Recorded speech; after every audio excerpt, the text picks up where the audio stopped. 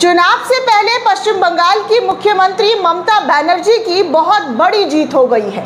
Supreme court ने supreme राहत दिया है और एक ऐसा फैसला सुनाया है जिसमें कहा जा रहा है कि ममता बनर्जी बड़ी जीत सुप्रीम कोर्ट में हासिल कर आई है। जिस चुनावी प्रक्रिया को लेकर एसआईआर का मुद्दा पश्चिम बंगाल में बीते कई महीनों से चुनाव आयुक्त के ऊपर कई तरीके के सवाल खड़े किए गए, यही नहीं पश्चिम बंगाल की मुख्यमंत्री अपना मामला, अपना मुद्दा खुद सुप्रीम कोर्ट लेकर पहुंची और वहां पर जज साहब के सामने दलीलें तक दिया। और अब इसी प्रक्रिया को देखते हुए दोस्तों 2 दिन बाद पश्चिम बंगाल के अंदर पहले चरण का मतदान है, लेकिन उससे पहले ममता बनर्जी ने एक बड़ा फतेह का झंडा अपने नाम कर लिया है। पश्चिम बंगाल की ममता बनर्जी को यूं ही नहीं बंगाल की शेरनी कहा जाता है, तभी तो अपने दम पर ये लड़ाई वो भारतीय जनता पार्टी से डे 1 से लड़ रही हैं।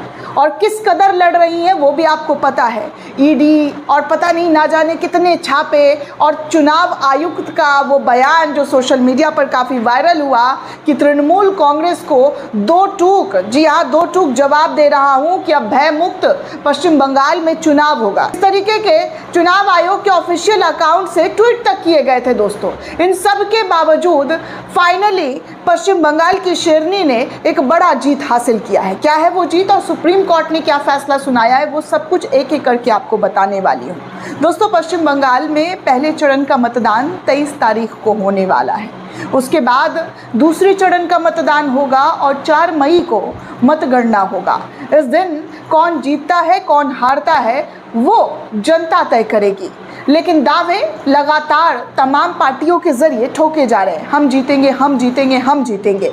लेकिन आप सभी को बता दूं दोस्तों कि एसआईआर प्रक्रिया वो मुद्दा है पश्चिम बंगाल के अंदर, देश के हर अलग अलग जगहों पर जहां पर इस वक्त एसआईआर प्रक्रिया करवाई जा रही है, इस मुद्दे को लेकर चुनाव आयुक्त पर कई गंभीर सवाल खड़े किए गए।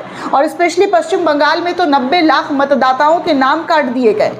आरोप तो ये भी लगा कि कैसे पश्चिम बंगाल में जहां पर ममता बनर्जी का गढ़ है, वहां पर जहां उनके समर्थक हैं, उन जगहों पर बड़ी तादाद में वोट काटे गए हैं। लेकिन अब सुप्रीम कोर्ट ने सुप्रीम राहत दी है। दरअसल दोस्तों आपको बता दूं कि ममता बनर्जी ने बंगाल में चुनाव से पहले एक बड़ा जीत हासिल किया है। चुनाव आयोग की तमाम झोल के बावजूद कोर्ट ने आदेश दिया है कि जिन पीड़ित लोगों को ट्रिब्यूनल में एसआईआर में नाम काटने से राहत मिली है वो सभी पश्चिम बंगाल में वोट दे सकते हैं। ऐसा सुप्रीम कोर्ट का सुप्रीम आदेश दिया गया है। तमाम साम दाम दंड के बावजूद मोदी की भाजपा के लिए एक झटके से ये फैसला कम नहीं है। जो वो सोच रहे थे कि विपक्षी वोटर का मतदाता सूची से निकालकर बंगाल की सत्ता पर ज़रूर काबिज हो जाएगी, बंगाल अभी ममता के साथ खड़ा हुआ है, जय बंगला, ऐसा लोगों के जरिए लिखा बोला जा रहा है। आप एक ट्वीट में देख सकते हैं। वहीं एक और पत्रकार है, उन्होंने लिखा कि एसआईआर मुद्दे पर ममता बनर्जी को बहुत बड़ी राहत मिली है। सुप्रीम कोर्ट ने साफ साफ कहा है कि जिनका नाम वोटर लिस्ट से कट गया है, जिनकी अपील ट्रिब्यूनल में मंजूर हो चुकी है, वो तमाम वोटर्स वोट कर सकेंगे। इसमें लाखों लोगों के वोट देने का अधिकार जो है वो मिल गया है। चुनाव आयोग ने जिस नामों को कट किया है उन नामों को अब सुप्रीम कोर्ट ने जोड़ दिया है और कहा है कि वो सब अपने मत का अधिकार दे कर सकते हैं। आप सोचिए दोस्तों कि एक वोटर के लिए सबसे बड़ी चीज़ क्या होती है, अपने नेता को वोट करना। लेकिन अगर उन्हीं वोटर का चुनाव से पहले नाम कट कर दिया जाए, उनके नाम को लिस्ट में आया ही ना गया हो, तो आप सोचिए कि उन लोगों पर क्या बीत रही होगी। कई लोग पश्चिम बंगाल के अंदर इस चीज़ से आहत होकर दोस्तों खुदकुशी करते हुए नजर आए हैं। वो खबर भी मैंने आपको बताई है। लेकिन एसआईआर प्रक्रिया के नाम पर जो चुनाव आयुक्त के ऊपर गंभीर आरोप लगे हैं, उन गंभीर आरोपों का जवाब देने की बजाय हमेशा की तरह चुनाव आयुक्त चुप रहा। लेकिन अब जब ये मामला सुप्रीम कोर्ट पहुंचा और लग रहा था कि पता नहीं क्या फैसला होगा, क्या फैसला सुप्रीम कोर्ट के ज़रिए दिया जाएगा, लेकिन अब बड़ी राहत दे दी गई है, जिसमें कहा जा रहा है कि ममता बनर्जी के जो सपोर्टर्स हैं, जो उनके फॉलोवर्स हैं, जो उनको भर भर कर वोट देते हैं, उनको सुप्रीम कोर्ट के ज़रिए राहत दी गई है। एनडीटीवी इंडिया के रिपोर्ट के मुताबिक अगर बात करूं दोस्तों, तो कहा जा रहा है कि मतदान से 2 दिन पहले भी नाम जुड़ा तो मिलेगा वोटिंग का अधिकार, ऐसा सुप्रीम कोर्ट ने फैसला सुनाया है। जी हाँ, अगर 2 दिन पहले भी मतदान से पहले किन लोगों का नाम जुड़ गया है तो उन लोगों को भी वोटिंग का अधिकार होगा। पश्चिम बंगाल में विधानसभा चुनाव को लेकर पूर्व में हुए मतदाता सूची के गहन पुनरीक्षण कार्य यानी कि SIR के मामले में सुप्रीम कोर्ट ने बड़ा अहम फैसला सुनाया है। सुप्रीम कोर्ट ने आदेश दिया है कि यदि ट्रिब्यूनल नाम जोड़ने को हटाने को अंतिम आदेश मतदान से 2 दिन पहले भी देता है तो उसे वोटिंग करने का, जी हाँ, उस पर वोटिंग करने का असर होगा। मतलब कि मतदान से 2 दिन पहले ट्रिब्यूनल किसी वोटर का नाम जोड़ने का आदेश दे देता है तो उसे वोटिंग का अधिकार साफ तौर पर मिल जाएगा। अदालत ने साफ साफ अल्फाजों में बताया है कि बंगाल SIR मामले में अनुच्छेद 142 के तहत विशेष शक्तियों का इस्तेमाल किया गया है। कोर्ट ने कहा है कि अगर एप्लीएंट ट्रिब्यूनल बंगाल SIR में अनुच्छेद 142 के तहत शक्तियों का इस्तेमाल जो है वो किया है। कोर्ट ने कहा है कि अगर एप्लीमेंट ट्रिब्यूनल अपील स्वीकार कर लेता है और नाम जोड़ने या हटाने का अंतिम आदेश देता है तो उसे मतदान से पहले लागू करना होगा।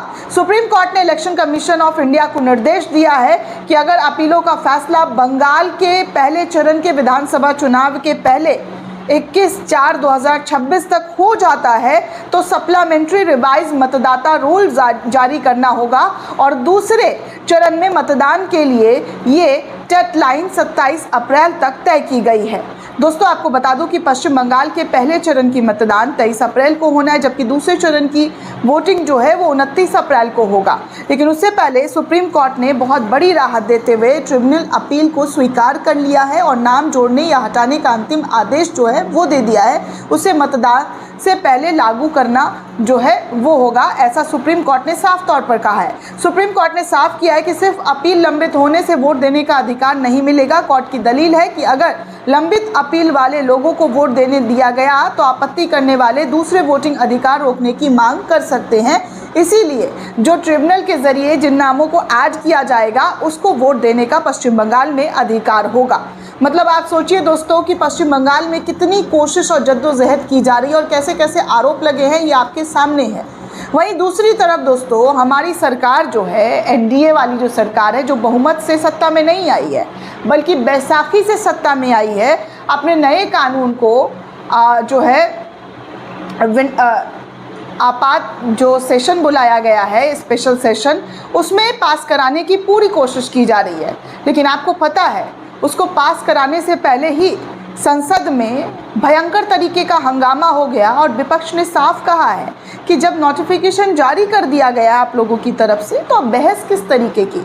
मतलब आप देखिए कि बहस अभी सत्ता और विपक्ष पक्ष के बीच 3 दिनों तक होना था, लेकिन उसी बहस के बीच दोस्तों दूसरे दिन नोटिफिकेशन जारी कर दिया है। लोकसभा की कार्रवाई हंगामेदार पहले ही दिन से शुरू रहा। कांग्रेस सांसद KC वेणुगोपाला ने गुरुवार देर रात जारी महिला आरक्षण अधिनियम 2023 की अधिसूचना पर सवाल उठाते हुए एक ट्वीट किया। वेणुगोपाला ने पूछा कि हमारा सवाल ये है कि अधिनियम को अधिसूचित किए बिना मंत्री विधेयक में संशोधन कैसे ला सकते हैं। अब सोचिए सरकार की मंशा पर इन तमाम चीज़ों पर सवाल खड़े होते हैं कि नहीं।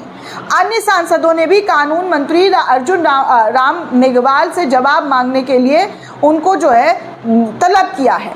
DMK सांसद किनिमोजी करुणानिधि ने भी इस तरीके के सवाल उठाए हैं, जबकि अन्य विपक्षी सदस्यों ने मंत्री से जवाब मांग लिया है, अर्जुन मेघवाल से, जो कानून मंत्री हैं। DMK सांसद किनिमोजी करुणानिधि ने लोकसभा में पूछा, जब सरकार ने 2023 में महिला आरक्षण कानून की अधिसूचित कर दिया गया है तो इस पर बहस करने का क्या मतलब है। जब आपने नोटिफिकेशन जारी कर दिया है तो बहस क्यों बुलाया है। किनिमोजी ने कहा है कि काला झंडा विरोध का प्रतीक है, हम हार नहीं मानेंगे और नीला झंडा वो रंग है जिसे डॉक्टर भीमराव अंबेडकर ने अपनी पार्टी के झंडे के लिए चुना था।